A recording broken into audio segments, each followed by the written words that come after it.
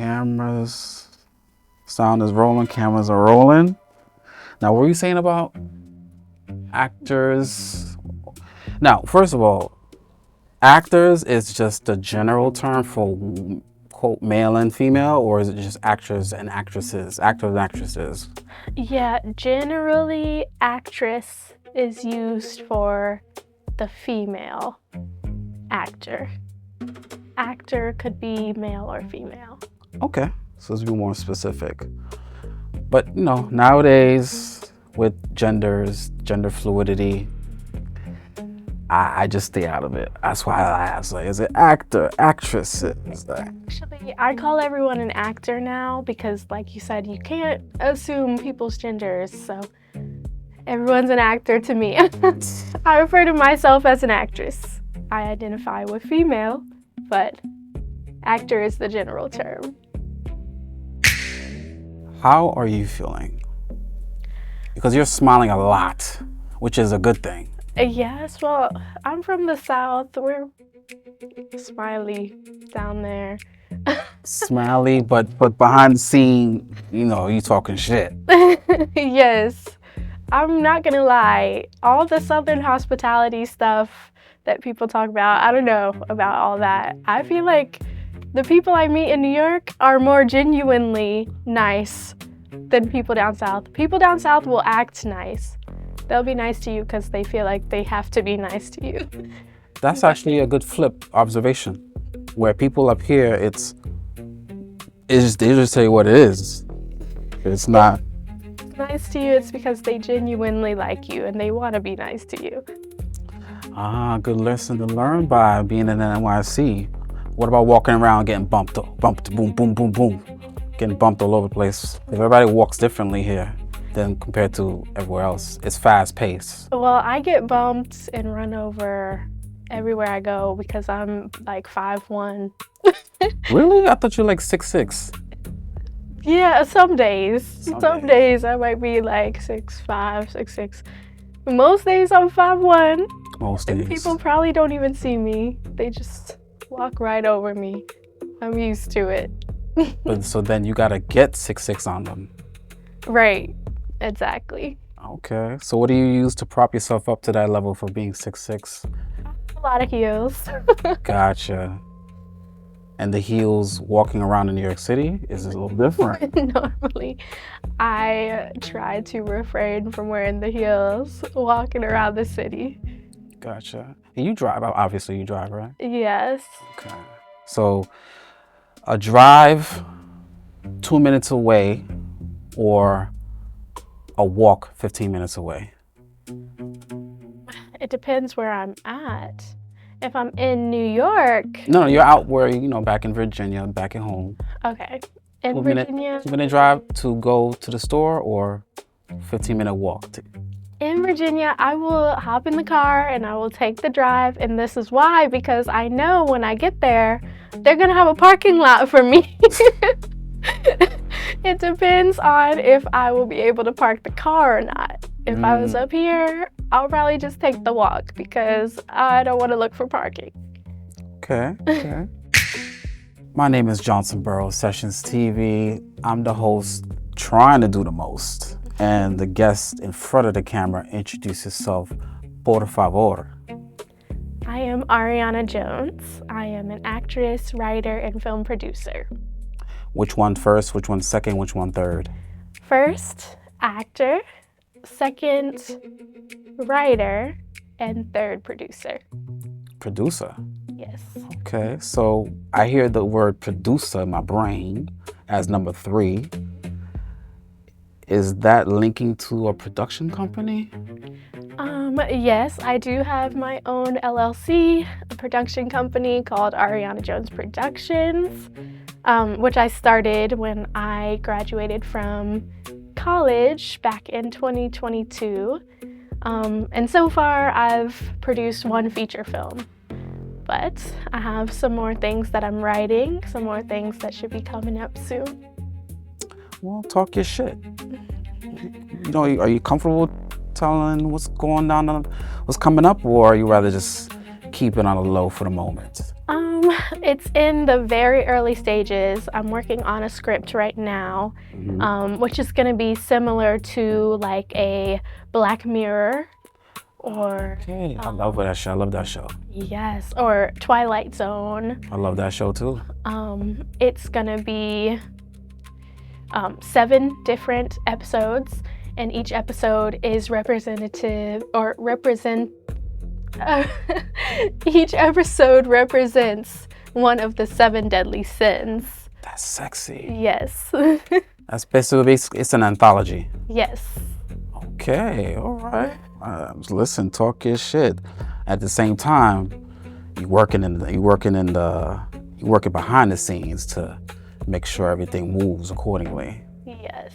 And being a producer of your production company named Arianna Jones Productions. LLC. Living life collectively. Yes. I'm just messing with you. That's exactly what I was thinking. So we got Living Life Collectively, Arianna Jones Productions. All right, next we got writer, going up the ladder here. So as a writer, what genres do you feel more comfortable writing for the moment? Because I know you could delve into the next genre tomorrow for what I know. Yeah. What genre are you working on now? So I would say my favorite genre to watch is the same as what I like to write, and that is definitely along the lines of like psychological thriller, like Jordan Peele style. So that's kind of what made me want to start the series that is going to be based on the 7 deadly sins, because I really enjoy watching those kind of films. Films that on the surface level, they might look like just regular horror or thriller films, but if you really pay attention to the detail and the writing, they have an underlying message. What is a message that you would want for your current fans, current audiences, and future fans and future audiences to come across when they initially meet you?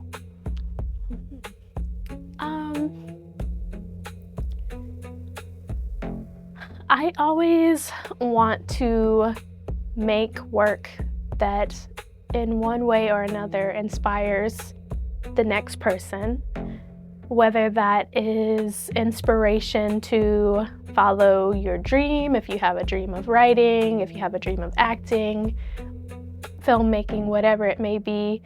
You see me doing it and then it inspires you to do it. Or if it's you watch one of my projects and it inspires you in any other situation.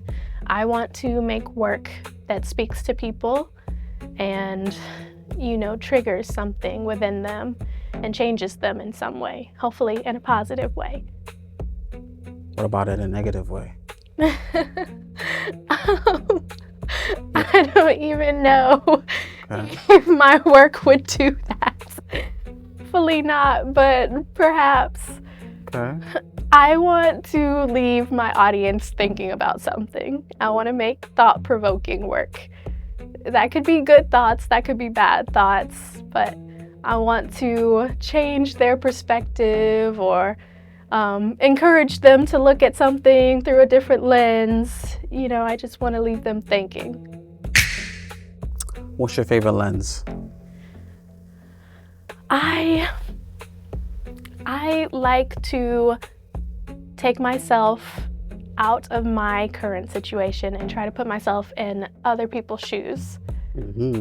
Not a lot of people enjoy doing that, and also not a lot of people can do that, but I love to look at things through, or at least attempt to look at things through another person's point of view, because it's always very interesting to me, because the way that we are brought up or the friends or family that we have, everything in our lives, and it'll impact us in ways that we wouldn't even really realize.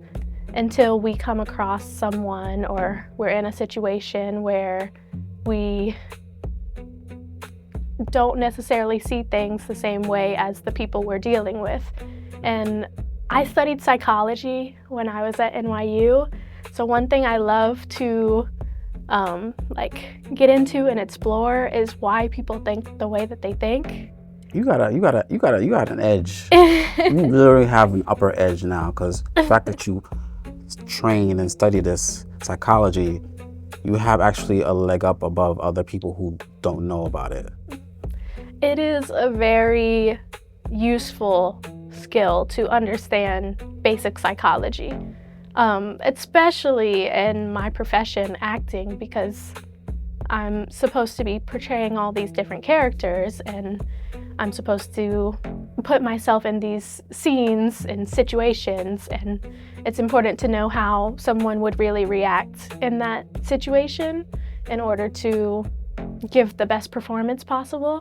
But also outside of acting, just understanding how humans may react to certain situations or certain things you say. Yes, being in certain environments, it's a very helpful skill. And culminating the skill through your writing is the utmost importance. Agree or disagree? Agree.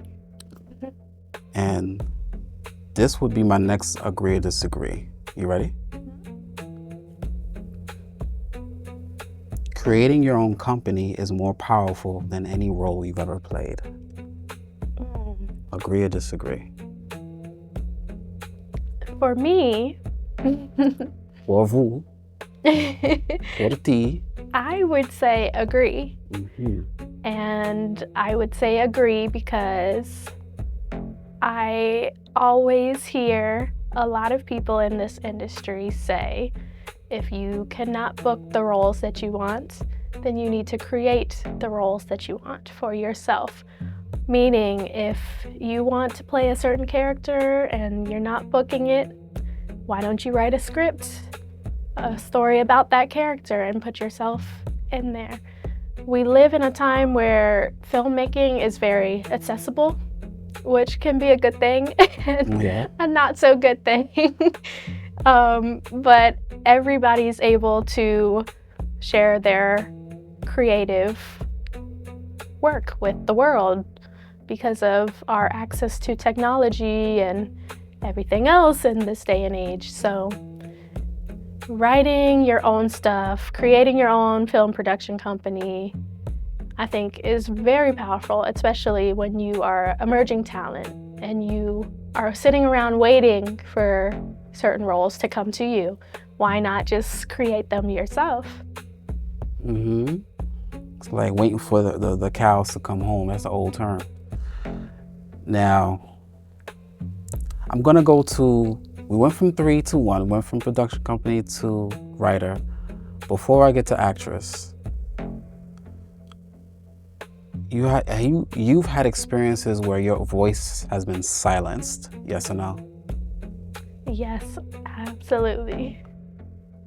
Tell me more, tell me a little bit about that. Please. Pretty please, with sugar on top. So where I grew up in Charlottesville, Virginia. And most people, when I say I grew up in Charlottesville, Virginia, they either don't know where in the world that is, or they're like, oh, that's where the KKK had their rally in 2017. We don't have the best reputation in Charlottesville, Virginia. And growing up, I fell victim to a lot of microaggressions, for lack of a better term. Meaning, I experienced a lot of racism that was not very, straightforward. This is what we call latent. Yes. It's not blatant, it's latent. Yes, it's latent. on the cover. A lot of people who said and did racist things, and I genuinely feel like they didn't even realize that they were being racist. That's what I experienced a lot growing up. And I remember what really pushed me to go out and find my own acting jobs and start booking things outside of like local theater was just the fact that it was so hard for me to get roles. I had a high school drama program. There was a theater in my city that did local theater projects, but I would never ever book a role. You would never get booked. No. So that's in a way of, so that's where you're attributing it to you being silenced?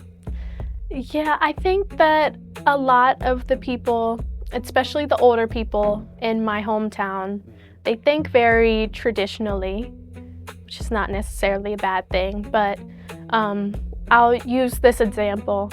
I remember my high school drama program, we were doing a production of Cinderella. And in my opinion, I thought that my friend Lauren, who was a black girl, was the best singer who auditioned for Cinderella. But she did not get the part because our drama teacher couldn't picture Cinderella being an African-American girl. They just tend to think very traditionally and don't think outside of the box very often. So I came across a lot of instances like that, and that kind of hindered me from getting certain roles. Well, seeing that you touched on that a little bit, I would say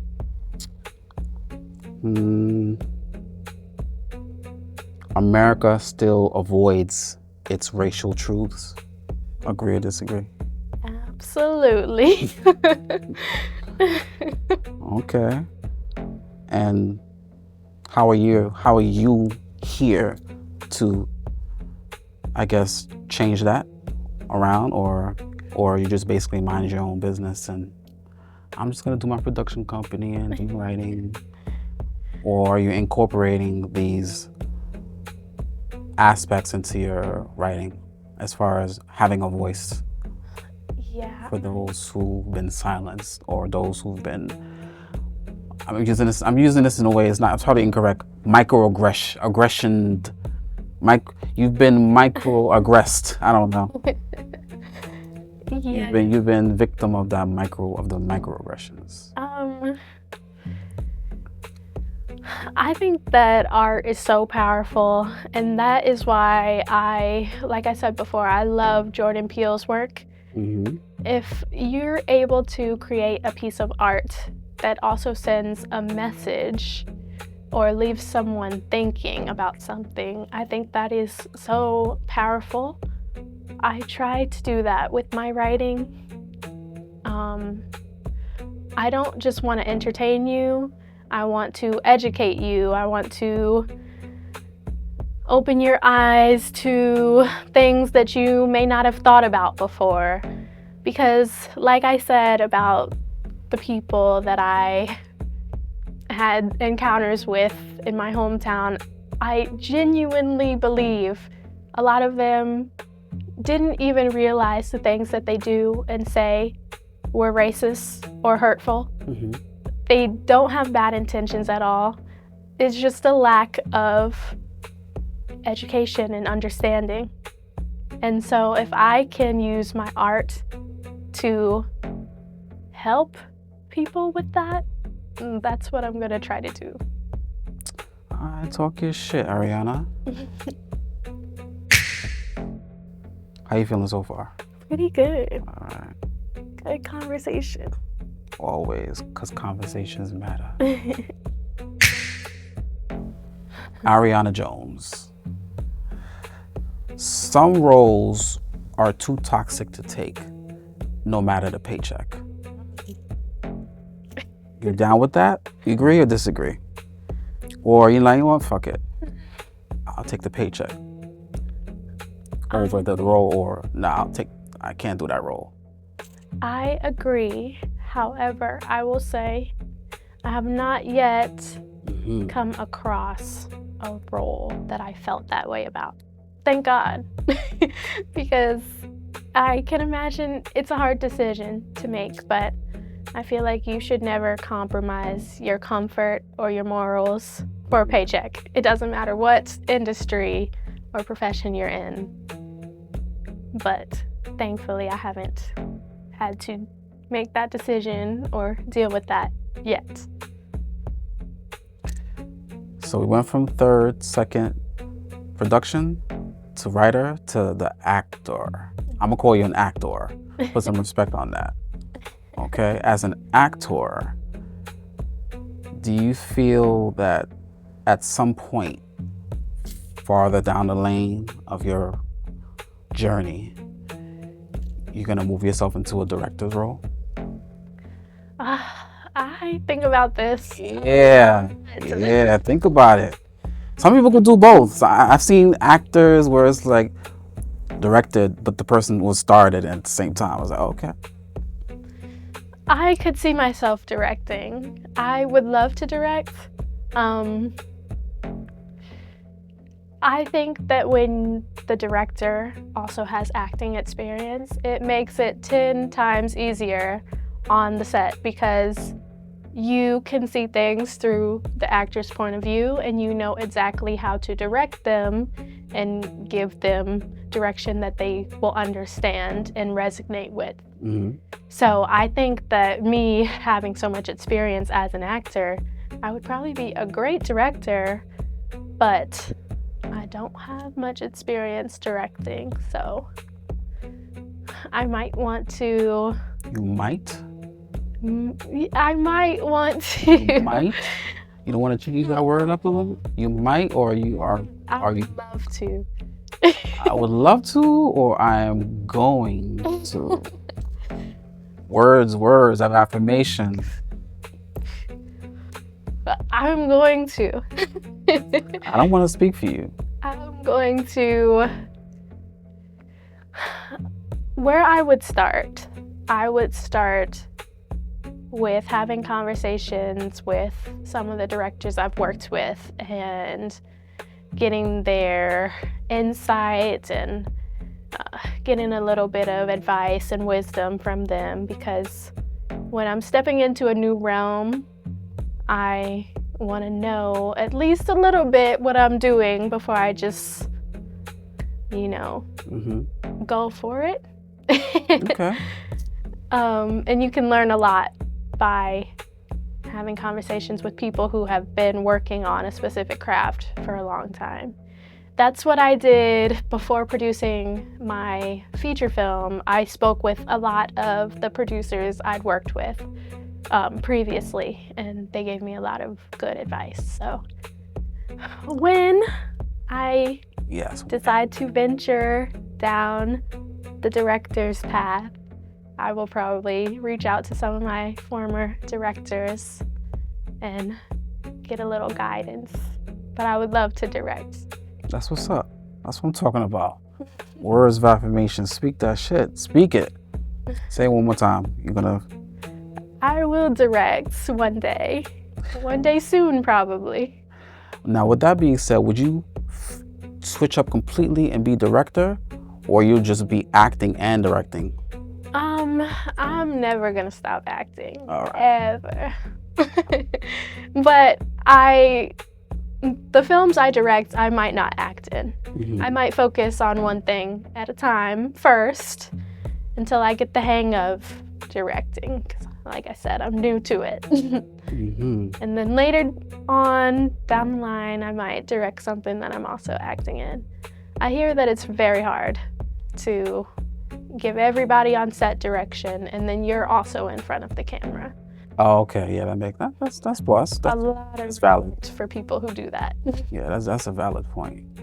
That's a valid point. Well, that's why you get 2, 3, 4 assistants. When you're in the mirror, what do you see? When I am in the mirror. So let me give you the scenario. Picture it. you waking up, quote unquote regular day, and you know, after you do whatever, you get up and you look at yourself in the mirror. Who do you see? It's funny, the first person I always see when I look in the mirror is a younger version of myself. I always see the little girl who grew up deep in the South, in the middle of nowhere, the little girl who was adventurous, outside climbing trees, riding her bike through the woods. That's the little girl that I always see, no matter how old I get and how much I experience. That's who I see when I look in the mirror. And I always think how excited that little girl would be to know what this version of me is doing. And that makes me feel really good. It does. I like that. There's a lot more that I want to do and a lot more that I will do. But some of the things that I've done so far, I wouldn't have even imagined back then. Which leads me to my next agree or disagree statement. You ready? You ready? Yes. Your 16-year-old self would be proud, but also shocked at your growth. Absolutely. Yes, I guess I can say I started acting at 16. I did local plays before then, but when I was 16, that's when I made the decision to go out and try to find auditions for films outside of my hometown, because like I told you before, there weren't a lot of opportunities for me where I was at. And that's when I booked a role as a cheerleader. It was a featured role on Goosebumps 2. And that was the first feature film I'd ever done. But it was a great first experience because the set was huge and it was just the most exciting thing I had ever experienced. And I knew at that moment that I wanted to continue doing it. And still to this day, every time I'm on a set, it doesn't matter what we're filming, every time I'm on a set, even here in this interview, being in front of the camera, I feel very fulfilled, and it's still to this day the most fun thing that I could imagine doing. Well, we eating. We're gonna eat after this though. So get your fill on. I appreciate how you are filled with your work that you're doing. It's passionate, and for some reason I feel like you could be satiated, but the hunger will always be there when it comes to being in this type of environment in your own role, as whether it's actor or director, just the film industry. And do you find it hard when it comes to defining yourself as a woman of your phenotype, trying to break barriers or break stereotypes? Yes. I think that in any space that a Black woman puts herself into, it's always going to be a little difficult to initially gain the respect that you would like to have. And that's unfortunate to say, but I think that in a lot of instances and a lot of spaces, it is hard to be taken seriously initially. But as long as you know your worth and you take yourself seriously, you come in the room and you're standing on business and you have the talent to back it up, and you know that you have the talent to back it up, people are going to respect you after they see what you do. So I think it's just the way that you hold yourself and understanding your own worth and understanding what you bring to the table, and believing in yourself and your own talent. Going back to that Goosebump introduction, was that debut of yours scarier behind the scenes or than on the scene? Oh my goodness, I was having the time of my life shooting Goosebumps. First of all, I was 16. I was in high school and I got to miss school for it. Second of all, I went down to Atlanta to film it. I hadn't really traveled much. How'd you get there? I think my dad drove me. Okay. Yeah, my mom was so mad. She was like... She was mad at both you and your father. Yeah, she was like, you can't be missing school to go shoot a movie. Well, how much time did you miss? How much school time? It's 2 days. Okay. Oh, come on. Ain't no big deal. No. It seemed like mom is enforcing the education. Yeah. She's like, you cannot miss school. But it was the most fun thing I'd ever done. And to be honest with you, I spent a majority of my time, both of those days, just sitting there. That's really what it is. Just when you're there. sitting there. My makeup done. I was a cheerleader in the movie, so they had me in a cheer uniform. I got my costume on, and I was just... Wait till you're called. There'll be hours and hours go by. Wait till you go. Trust me, I've been on a music video set, and 2 days, 3 days, it's just hours of just sitting doing nothing but just waiting for your name to be called. Yes, but it was so fun. Yeah, and I'm pretty sure you got fulfillment out of that. Yes. That's what's like, this is it. I'm here. Okay. And how about the ride back home? When you arrive home, gotta face the mom. My mom, she was more happy and excited for me than anything else after the fact. After I told her about my experience, and she probably saw how excited I was. Okay. And so she was happy.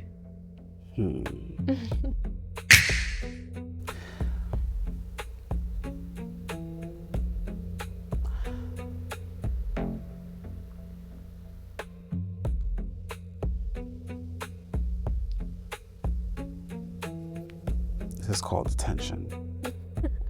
Theatrical tension. I love it. You need that.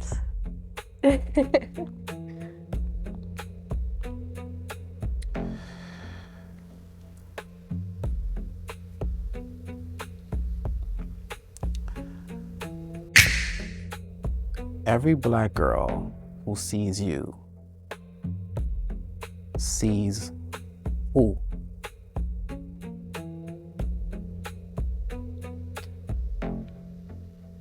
I want them to see 2 different things.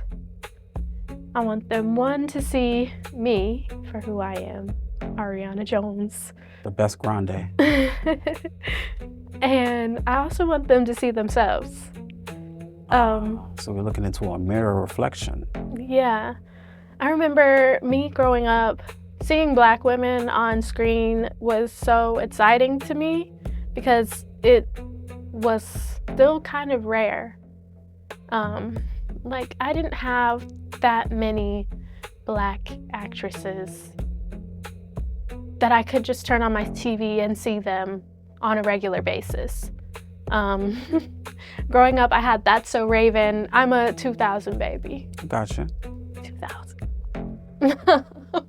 I had That's So Raven and maybe a few other shows where there were Black women on my screen. So representation, I think, is everything. So it goes back to what I said before about being an inspiration. When you see someone who looks like you doing what you want to do, it's very reassuring that if they can do it, I can do it. But you can't be trash, though. You gotta be that it. You can't be just, I can do it too, but you trash. You gotta be the talent as well. Be trash today. Mm-hmm. Doesn't mean you're gonna be trash tomorrow or next year or 5 years from now. That's true. As long as you're willing to put in the work. Okay. It starts with your dream, and your initial step is making the steps towards achieving that. Oh, what I meant specifically was the person that they're looking towards can't be just trash. That's what I'm trying to say. Or you still want to say that? Like if they're looking at you, like, oh, I could be like her, but you got to be good as well. Right. That's what I meant to say. I mean. Or you can still be trash just about to see someone representation. I've seen some representations. I'm like, you should not have been representing. Nah, you were not that. Nah, that's just my opinion. But also, everybody wants what they want, and it's your life. It's what you want to be. So it's either one day or day one. Right. Day one. A lot of people would love to be a one-hit wonder, whereas opposed to other singers, this is just an example, they want to have a ton of hits. They want to be the next Michael Jackson. Everybody wants what they want. Okay. So some people settle for less, but if that's what you want, then who am I to tell you that you need to pursue more? It's what fulfills you and what makes you happy. And what makes Arianna Jones, the actor, happy? I'm not trying to be cliche. Okay. Like I said, I just get this feeling of just extreme joy every time I'm in front of the camera, every time I'm on set. It could be a short film or a student film that nobody's getting paid for. Or even like when I film my auditions at home in my room. It is just so fun for me to step out of my own body, my own brain, and become a different character. And what's the process for being a different character when you actually are going to be in a role? What's your process? Some people have method acting. Some people, method acting is the only one that stands out to me. I'm pretty sure there are other methods, even though it's funny because when you say method acting, the acting is just a method. Aren't the other methods? So what the fuck is a method acting? Even though the other acting methods are also methods. Do I have it wrong? Correct me if I'm wrong. You're right. Method acting, though, is when you are you fully become that person. Even when you're not on the set, you are dressing like that person, you are eating what that person would eat, you go into the places that person would hang out at. And I've never tried that. I might have to try it to see how it works for me, but I would probably do that only if the role I was taking on was very, very different from who I am in real life. My method normally is studying the character, their personality, how they interact with others, and finding similarities between the character and myself. Because when I'm acting, I like to bring a lot of my own personality into the character. Unless the character is completely different from who I am in real life, then you have to do a little bit more character development and work in order to really give a believable performance as that character. But it's easiest for me to find what I have in common with that character and pull that out of myself, and then all the other little pieces I can just add in. That's what I tend to do with most of my roles. So I guess it's safe to say if your actor role was being a homeless woman, you're not going to take that as method acting. actually live as a homeless person on the street? Or would that be something, you know what? Maybe. This is gonna sound crazy. If I'm given the right amount of ching ching. This is gonna sound a little crazy, but if I felt like the only way I would fully understand that character and what she's going through is to do that, I would probably do it. For one day? Okay. Oh, not like a week, nah. One day, yeah. Overnight or just a day? Because overnight homeless, overnight is a different experience. You actually got to sleep somewhere. I don't know. I think I would. As a woman, this is just being realistic. As a woman, I would say, hey, listen, Arianna, you better not do that shit. Don't sleep in the street. Probably do it, but I have like... You can sleep outside the house. Some homies around the corner that... That's true. Be on deck if I call somebody. True.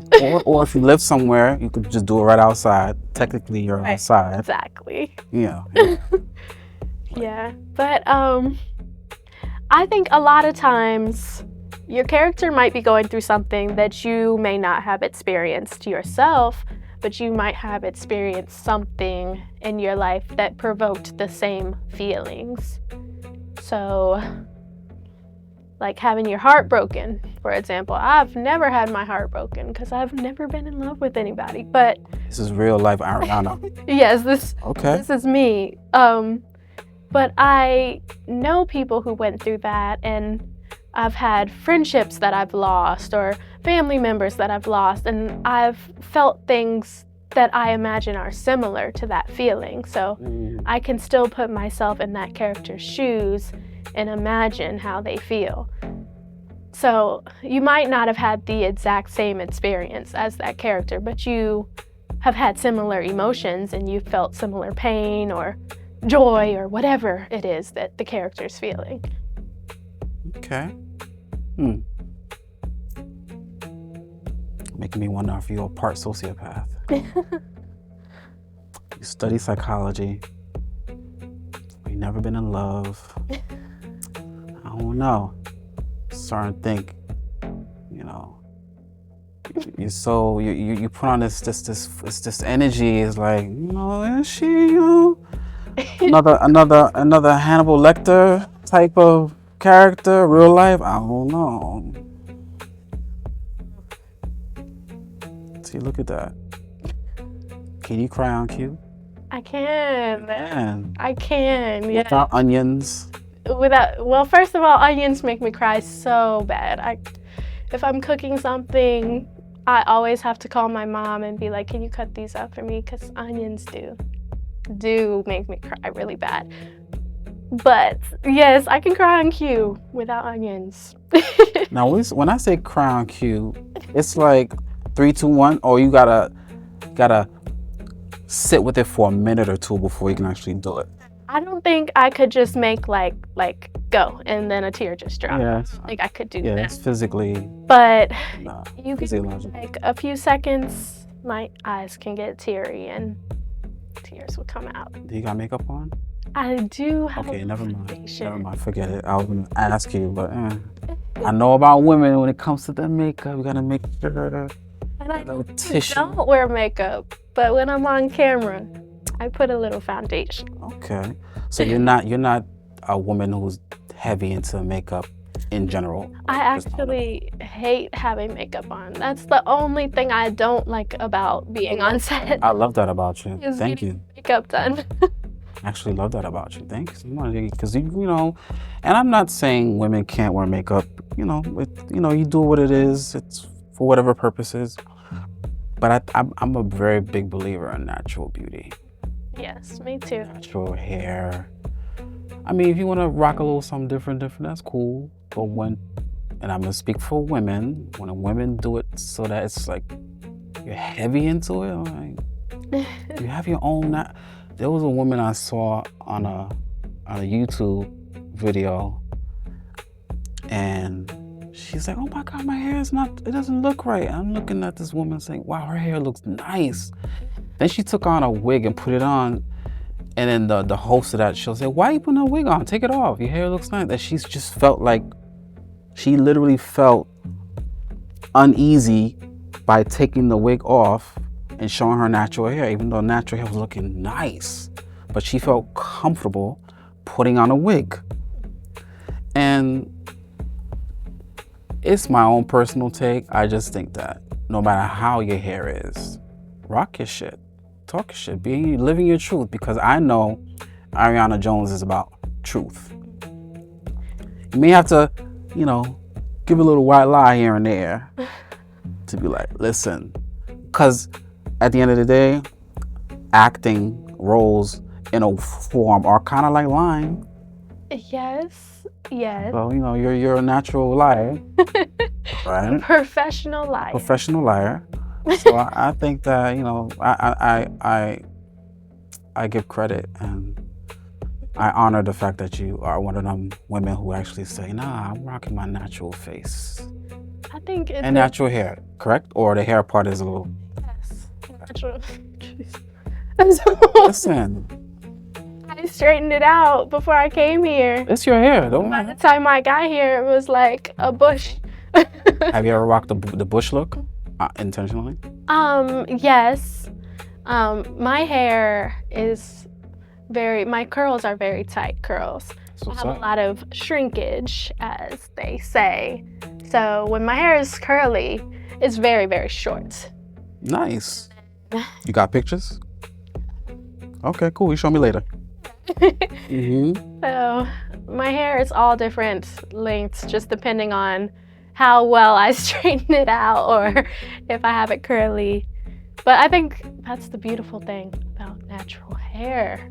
And I wish that more Black women were comfortable with their natural beauty. A lot of us aren't taught from a young age to embrace our natural look. Unfortunately, beauty standards are very Eurocentric still. So. I mean, when you have stores opening up in certain areas and there's a 3-hour line of women to get these bundles. Wow, they out in force for these bundles. But yet when it comes to going to the parent teacher conference, like where they at? So I get it. Let's get back to you. Arianna Jones, the best grande. You get when I say that, does that bother you? No, people call me Ariana Grande all the time. See, I say the best grande. Yes. I'm not trying to... Some respect on my name. There you go. Appreciate it. I appreciate that you appreciate it. Let me see. I noticed you mentioned a lot with pride in a woman of your phenotype and culture. Is that linked to your activism? Or are you not, or are you kind of laid back with activism? I'd say that my activism came as a result of that, actually. NAACP? Yes, you already know. Free membership or paid membership? Paid. Okay. Penny? What'd you say? How much a month? A penny? I'm not sure. I pay a yearly. So a penny a year for the membership? No. Free $99? That's fine. Yeah, I'm just messing with you. But yes, I helped with Kamala's campaign last election? Last election? I believe, yeah, it was last year. Yeah, my 2024. Track of time. Yes, I worked a lot on trying to get the Black vote, but really more than just the Black vote. I just went around my area in Virginia, making sure that people were registered, making sure they knew what poll they were supposed to go to, and trying to get people at the polls for that election. And I will be doing that again for the upcoming elections. Back when we had the Black Lives Matter, the Black Lives Matter movement going on, I did a lot of those protests. Mm-hmm. I try to be as active as I can with the NAACP and just in general. So would you say the actor in you and the activist in you inspire each other equally? Yes. I like the way you looked up like that. I had to think about it. I think subconsciously, yes. I don't realize it, but a lot of the work that I like to do is very Black power. Black power. Black empowerment. Yes. When you say Black power, it's like... Yes, Black fist, all of that. I love doing stuff that just celebrates and honors Black culture. Because some people will be funny with it and say, oh, Black power, white power, it's like two sides of a coin. So that's why I always change the word up a little bit. I say Black empowerment. Well, in my opinion, Yeah. just because Even though mine is the one that counts. Go ahead, I'm just being social. Go ahead. Because I am pro-Black does not mean I'm anti-white. Mm-hmm. Nobody ever said that I have an issue with white people or that I'm against European culture, European people, just because I'm proud to be Black and I am proud of my culture. Mm-hmm. So I think people take that the wrong way when they hear pro-Black or Black power. Mm. It is nothing against any other race. It just means I'm happy to be Black. I'm happy in my own skin. I'm proud of my own culture. And I'm expressing that. That shouldn't be a problem. Mm-hmm. When it comes to all three together, actor, writer, producer, eventually that role of director will be a little notch there. And is this something that you're going to teach to other people upcoming after you, and again, in the sense of people have taught you, I'm assuming you've trained for this, you learned this, you're gonna pass all this down to the next whoever?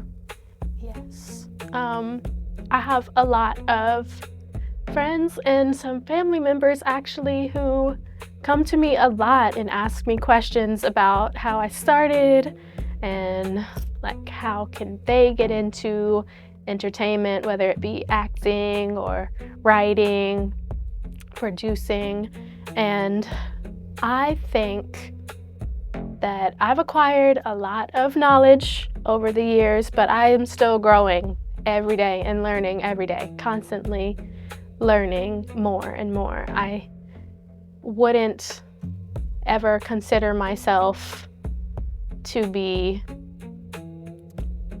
I don't even know the word. I would never say that I know everything about being in this industry.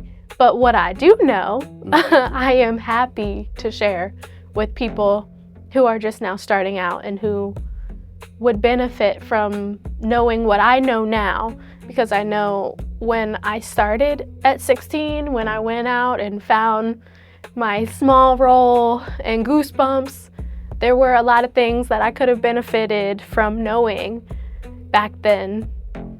And if I can share my knowledge with somebody else, that's always a good thing.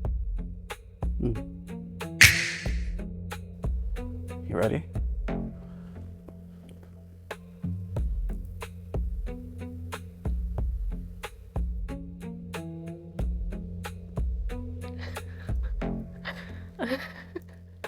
The suspense.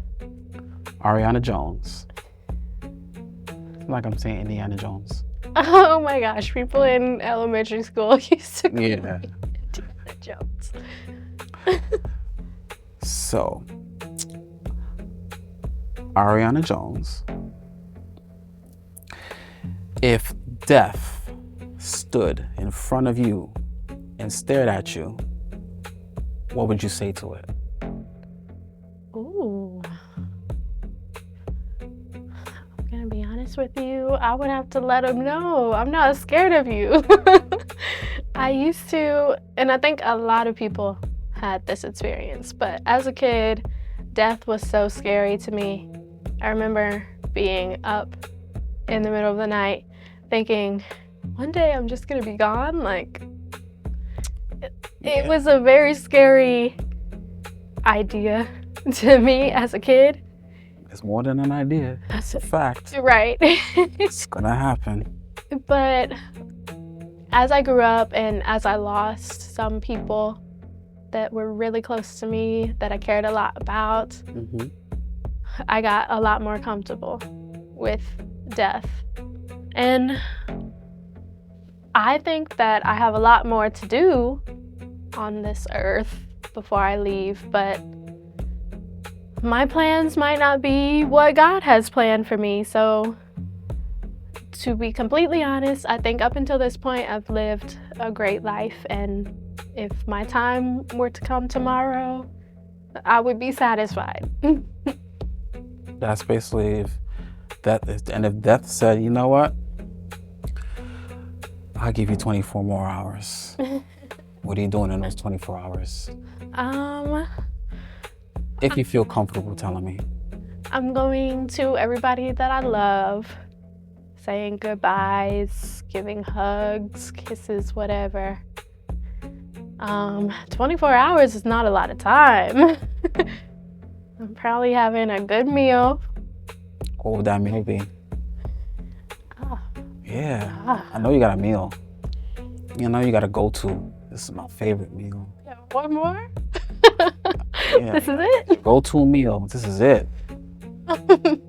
I know what my meal would be, but I'll tell you after. Oh, this makes me think of like when people are on death row. Yeah. They let them choose their last meal. Yeah. I'm like, what on earth would I choose? That's a hard decision. Mm-hmm.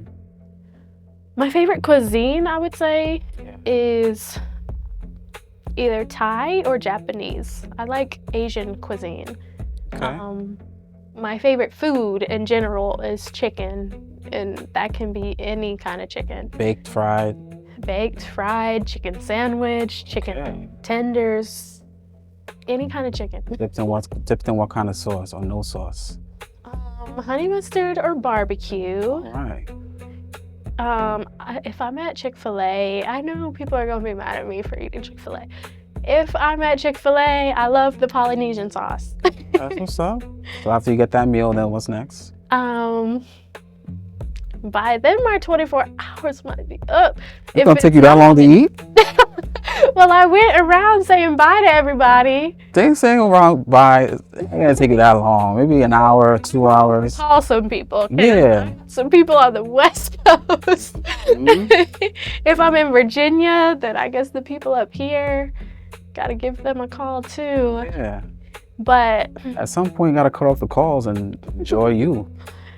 What you gonna do? You're gonna go to a particular beach, go into a particular place and just sit and listen to, just listen to some music, just watch your acting roles play out on the screen. as nice and peaceful as that sounds, I would want to do something crazier. That's what's up. Before I die, I need to skydive. Okay. And if I knew I was gonna die tomorrow anyways, are you crazy? I'm definitely skydiving. I'm definitely doing something crazy. What do I have to lose? Skydiving. All right. I would probably say bye to everyone, to my love, eat a good meal, and then I'm skydiving. I'm doing something fun.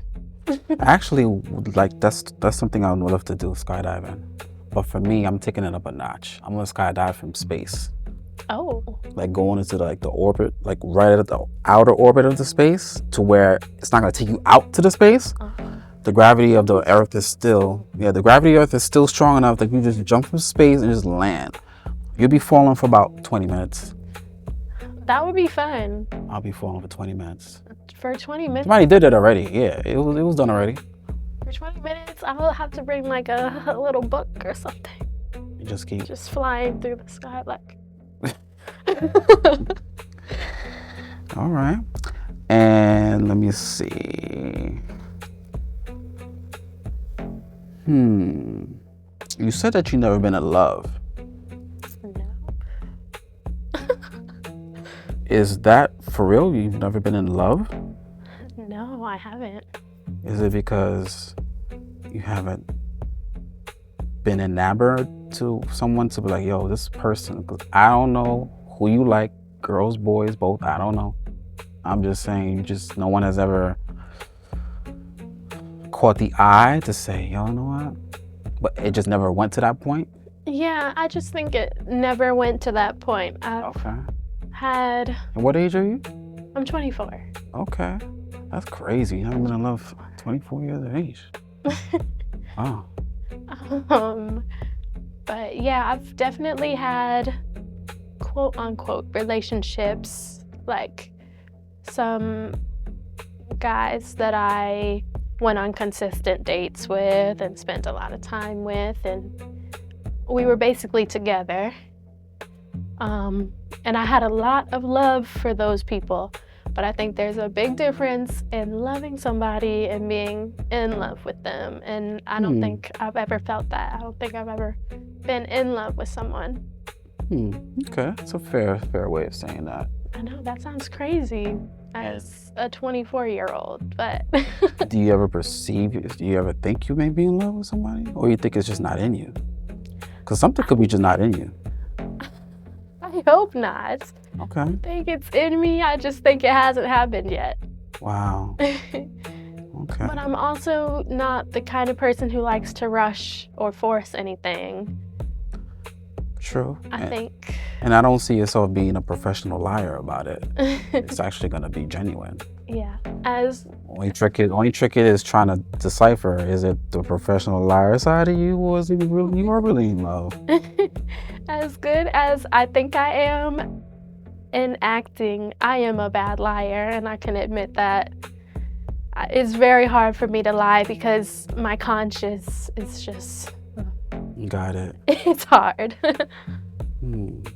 So you don't experience a sense of being jaded? Because some people after a certain experience they become jaded, and that's you don't strike me as someone who's jaded. I'm just here, just enjoying myself, and I don't know if you that type to be like, fuck with her, fuck what you heard, fuck what you said, I don't give a shit. Is that you, or are you more?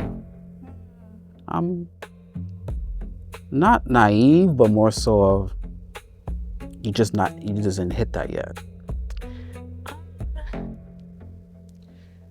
I think maybe somewhere in between.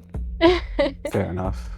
I am a very nonchalant person, which is sometimes good in some situations, sometimes not so good in other situations. Do you see a habit of people taking advantage of you? In the past, when I was younger, absolutely. I used to think there was no such thing as being too nice. As I got older, I would disagree. There's definitely such thing as being too nice, because while you can love everybody, some people need to be loved from a distance, and not everybody deserves the same kind of love. And you need to really understand who deserves your time and your energy and your love, and focus on giving it to those people. That is a fact. Are there any problems you enjoy solving? Oh my gosh, yes. Actually, this is the psychologist in me. That's right. I have so many different friends from different backgrounds with different personalities, and one thing I always love to do, which is not always the best idea, but I love to bring people together who wouldn't generally hang out. And that sometimes causes a lot of conflict. Oil and water. Everybody gets along. Oil and water. Yes, but if I can be like a mediator in an argument or a disagreement and help two people who aren't seeing eye to eye understand each other, I love doing that. Like, I could be Dr. Phil. Dr. Arianna. Counselor. Do you think sometimes that might be a little bit self-righteous?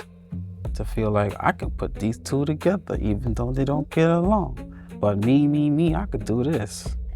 I don't mean it in that way, because there might be two people that I cannot help y'all with that. The only person that can help y'all is Jesus. There might be. WWJD. But I think when I am able to do that, it makes me feel good. I feel like I've done something good for both of these people. So I enjoy solving those kind of problems. So let's get the obvious out the way. You played a role in the series called Bottom Bitch, directed by Joseph C. Grant Jr. So what role did you play in that show? I played Foxy, aka Nicole Green, and my character, when we first meet her, she is 15 years old. This takes place it starts in 1968, so late 60s into the 70s. Bed-Sty, Brooklyn. Yes. This was one of those roles where I did not have a lot in common with this character.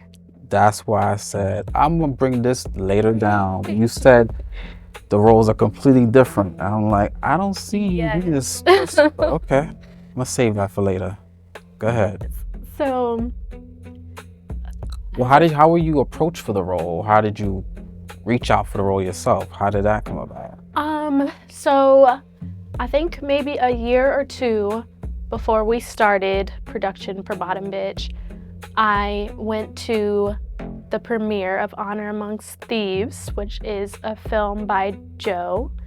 And that's where I met Joe, and we stayed connected after that. And then later down the line, he was telling me about this project, and it sounded really good to me.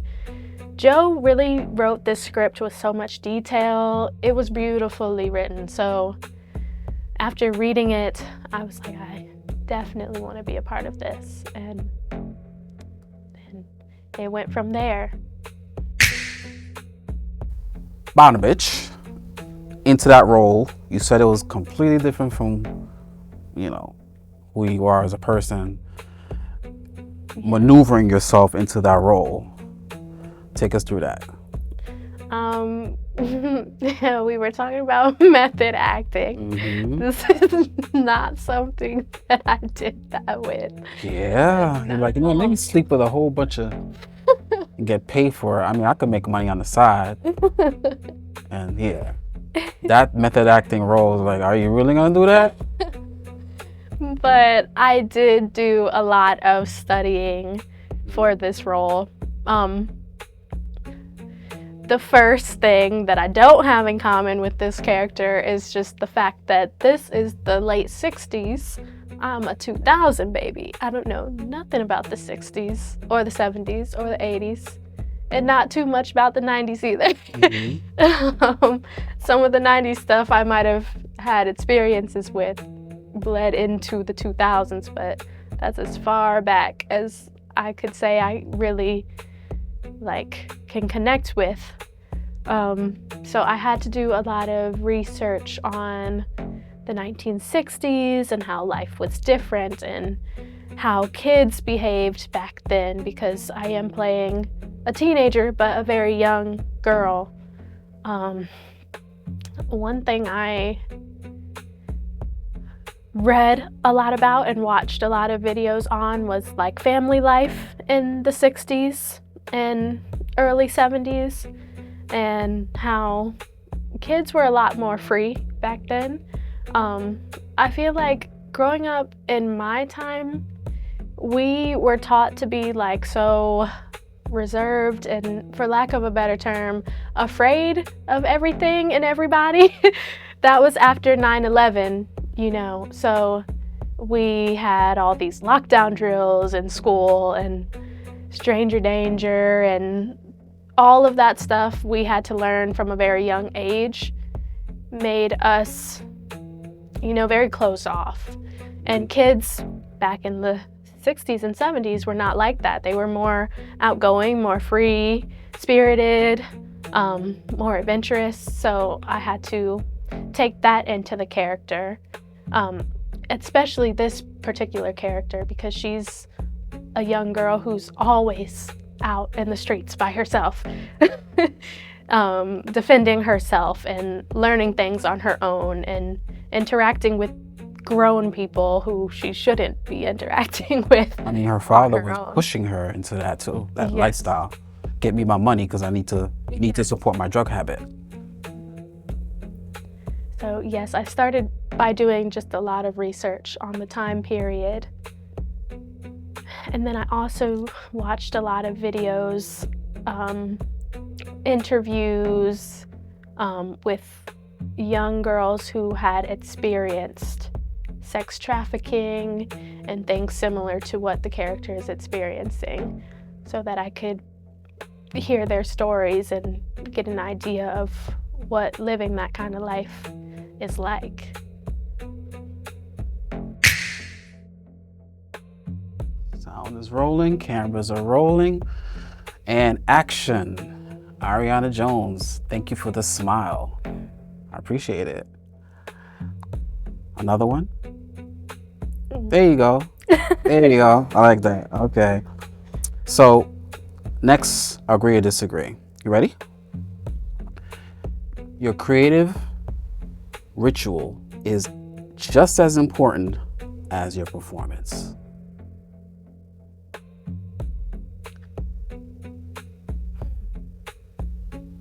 I would say agree. I had to think about that, because to you, it should be just as important. Generally speaking, the audience doesn't see what you do behind the scenes, so to them, maybe not. But I would say to you, you should place a certain level of importance on your process. I think you need to do that.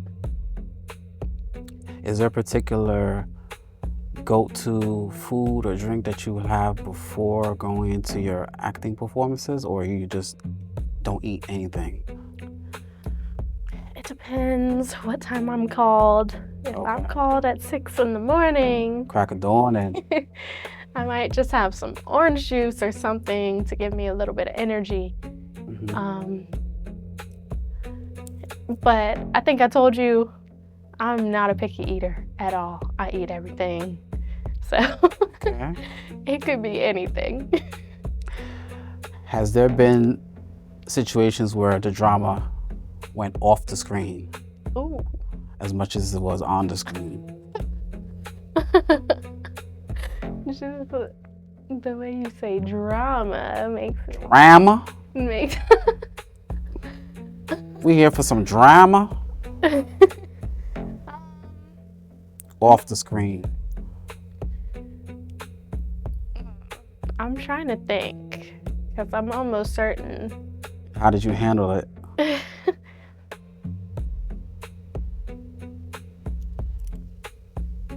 Actually, I don't think so. You never had drama off the screen stemming from? So, Okay. Well, how would you handle it if some drama came up to you? Because sometimes you don't go looking for trouble, but trouble could come looking for you. Right. And it may be unintentional, it may be something of a miscommunication, but drama finds you from stemming from the production or the actor's side going into the real world side. I'm not gonna sugarcoat it. I don't have the time for it. I don't have the time for it. I'm not a dramatic person aside from being on camera. I can be very dramatic on camera, but I don't do the drama when it comes to my friendships, my relationships, business partnerships. Personal, Yeah. family. I just don't care to have beef or conflict with people. If someone starts something with me, I will probably finish it, but I'm not going around looking for trouble. If someone has a genuine and valid issue with something I've said or I've done, I take accountability and I apologize and I try to find a solution to the problem. Well, first, don't you have to see if it's valid? Yes, I said if it's valid. Oh, okay. All right. Some people just love to be upset and love to have some kind of drama going on in their life. I don't have the time for it. I'm not here for that. Mhm. So if you're beefing with me for no reason, I'm just gonna let you beef by yourself and I'm going to carry on. If it's something that I actually did that hurt you or actually said that hurt you, I take accountability. I have no problem apologizing. If it's valid. Yes. Because some people could say you hurt me and it could be for some stupid reason. It's a reason that it was like, are you kidding me?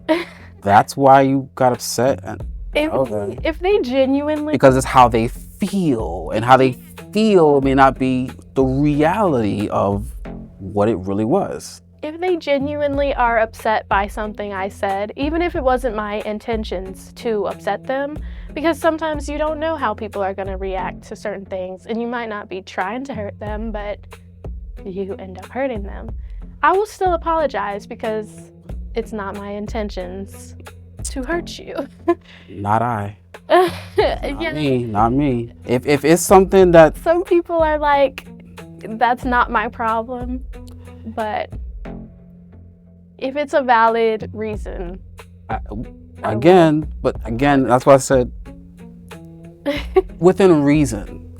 If you say something to me, oh my gosh, Arianna, you made me upset. I can't believe you said that.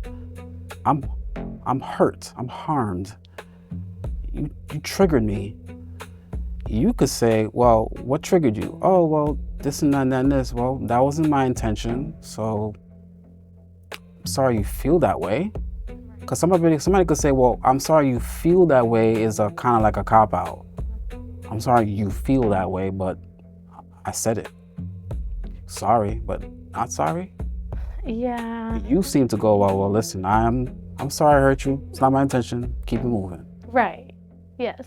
Because I could be like, I could say something with no bad intention at all, and it could remind you of something else, or it could trigger some kind of feeling that nobody in the room would have even expected you to have, just because of something you've dealt with in your past. And we don't know what people are going through or what their triggers are. I'm not trying to trigger anybody. I'm not here to make you upset, to make you sad. So I do feel sympathy in those situations. I think that's valid. Story time. You ready? Yes. Story time. A girl tells me that she's hurt and she's jealous that Arianna Jones is such a phenomenal actress. She's a phenomenal actor. I'm hating on her. I'm hurt by this. She got it like that. And I tell you, hey, listen, this person, she's hurt. Her feelings are hurt because you're great. You're good. I pray for Are her. you going to say, I'm sorry you feel that way? I'm sorry you feel that I'm the best. I'm sorry you feel that I'm good at what I do. Are you going to do that? No. That's story time. No, why not? I'm gonna pray That's her for feelings. She feels that way. I'm gonna give her my pastor's number because that, to me, is not a valid reason to be upset with someone. Okay.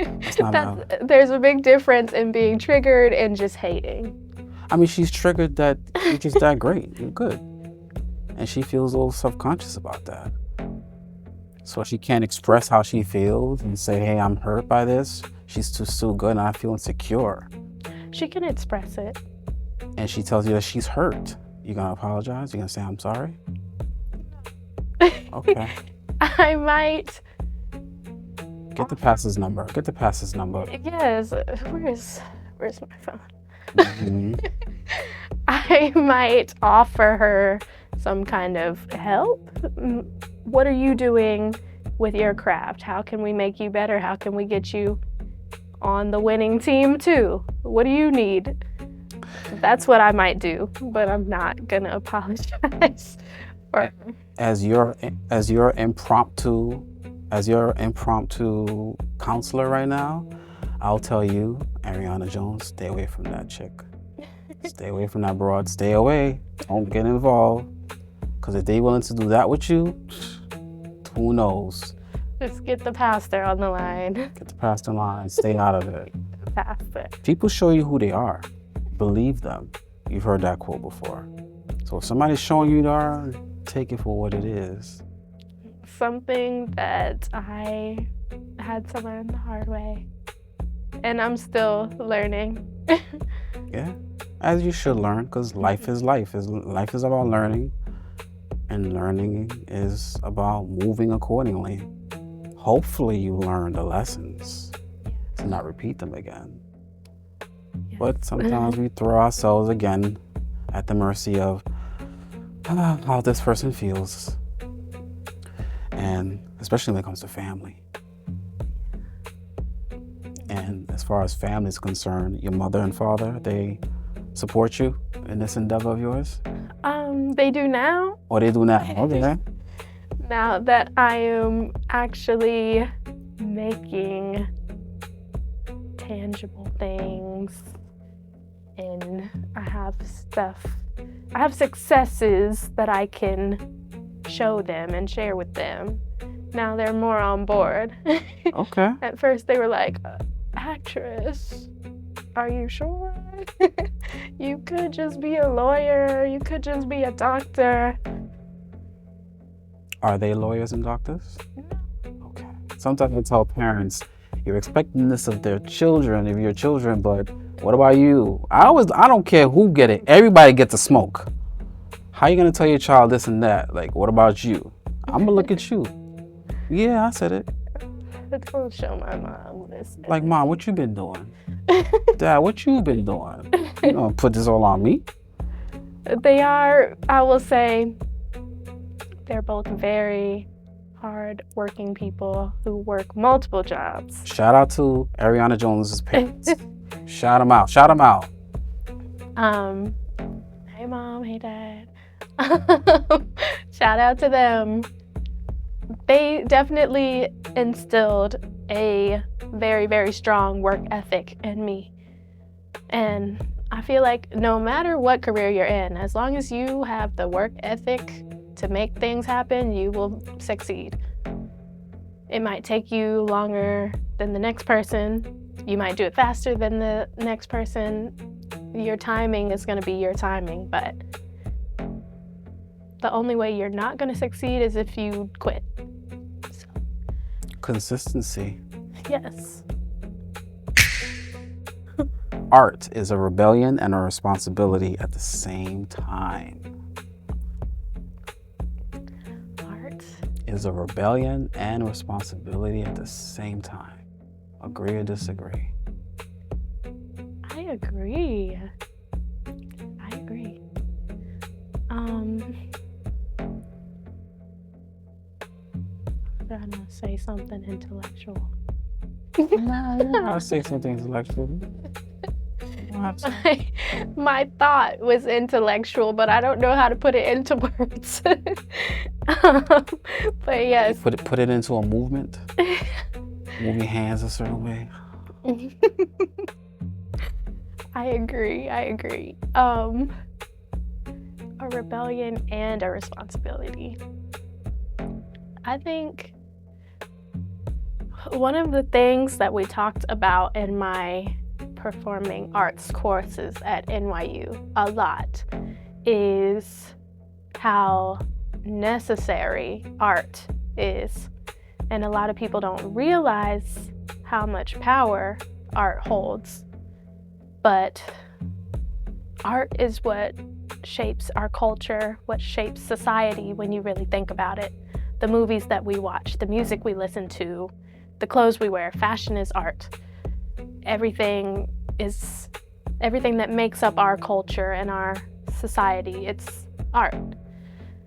So the things that we put out there as artists are going to be a lot more impactful than you may think.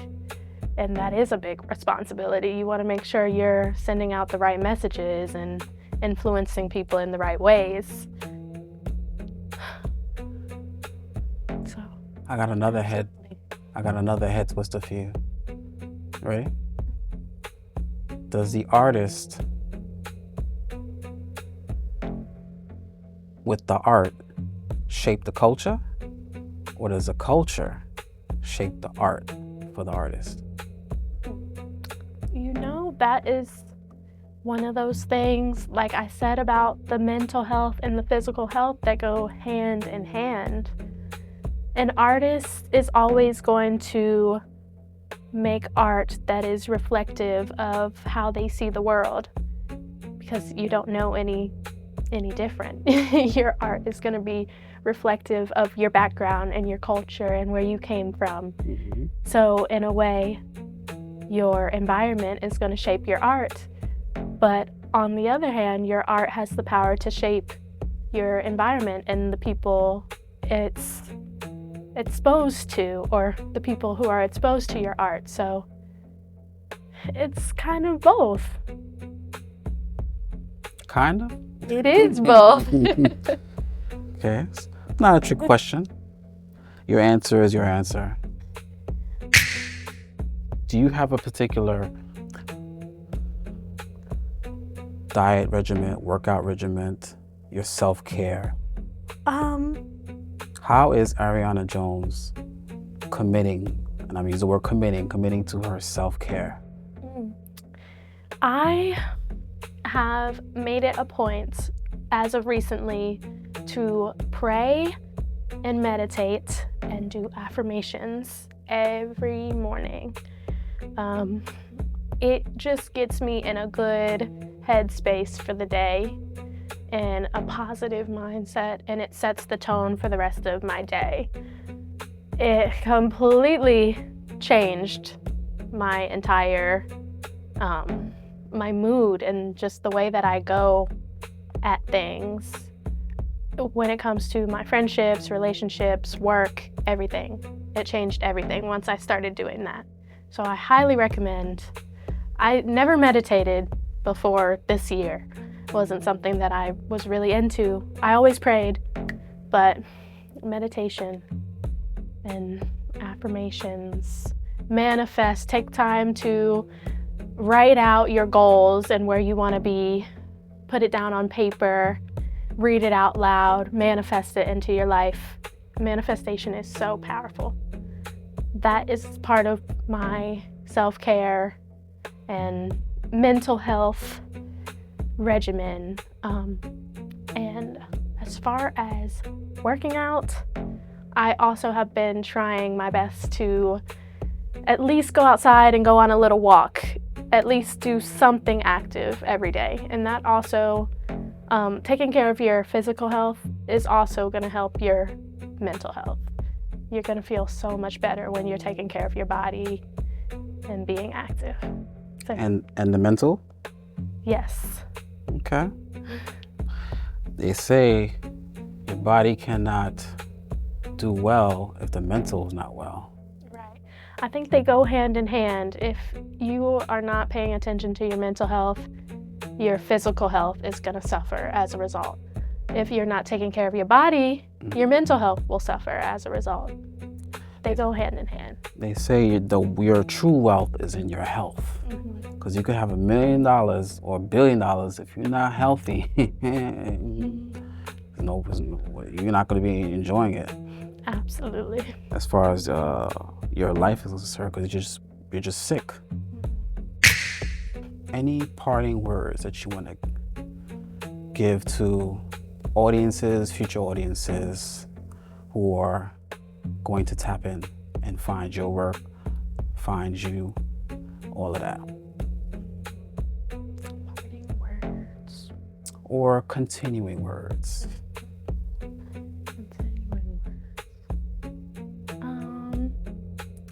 Well, I have a few projects coming up. I can't say too much about them yet, but follow me on Instagram at ok.ari, ok.ari, and stay tuned. Arianna Jones, I appreciate you for taking the time out to have a conversation with me, because conversations matter. I appreciate you for bringing me in. You're welcome. So, before I let you go, anything you want to say? Here we go. I just want to say again, thank you for bringing me in, having a great talk. It was a very good experience, and I really enjoyed sharing some of my story with you and hearing your insight on some things. I had a great time. Thank you. Looking forward to more. Me too. Anytime you better link up, because I think this is not the first time. It's not the only time. There will be more times. Yes, of course. You and I. Of course. All right, let's get it. Let's get it. Arianna Jones, the best grande. All right, let me just say it. Put some respect on me. Arianna Jones, thank you for gracing me with your presence. SessionsTV, Johnson Burrows, and we are... Rats. That's a wrap. Hello, my name is Arianna Jones. I'm an actress, a writer, a producer, and you can find me on Instagram at ok.ari, ok.ari. Before you breathe in, this is the right